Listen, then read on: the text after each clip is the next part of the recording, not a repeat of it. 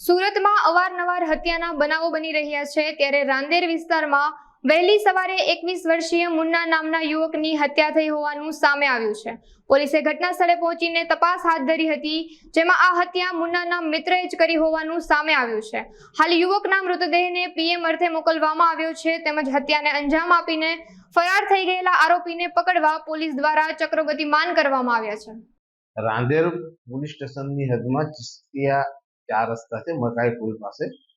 ત્યાં સવારના સમયે કંઈક પૈસાની લેતી દેતી બાબતમાં ઝઘડો થયેલ છે ને એની અંદર ખૂનનો બનાવ બનવા પામ્યો છે, જેને અંદર ફરિયાદી નજીરભાઈ છે, એમના નાના ભાઈ મુન્ના ઉર્ફે માનસિક નાઓ તથા આ કામના આરોપી જે છે એ ફારૂક મોહમ્મદ અસલમ ઉર્ફે કંડર ફારૂક પટેલ નાઓ વચ્ચે પૈસાની લેતી દેતી બાબતમાં સામાન્ય ઝઘડો થયેલ અને ઝઘડામાં આ કામના આરોપી ઉશ્કેરાઈ ગયેલ અને એને પાસેના ચપ્પુના જેવું હથિયાર હતું એ ચપ્પુનાથી એના સાતડના ભાગે ઘા મારી દીધેલ, જેથી વધારે પડતું બ્લીડિંગ થઈ ગયેલ અને પછી તાત્કાલિક 108ને બોલાવીને સિવિલ હોસ્પિટલમાં લઈ ગયેલ, તો ત્યાં સિવિલના ડૉક્ટરશ્રીએ એને મરણ જાહેર કરેલ છે અને હાલમાં આ કામના આરોપી વિરુદ્ધમાં ખૂનનો ગુનો દાખલ કરવામાં આવેલ છે। આ આરોપી અત્યારે ત્યાંથી પોતા નાસી ગયેલ છે, એની તપાસ ચાલે છે।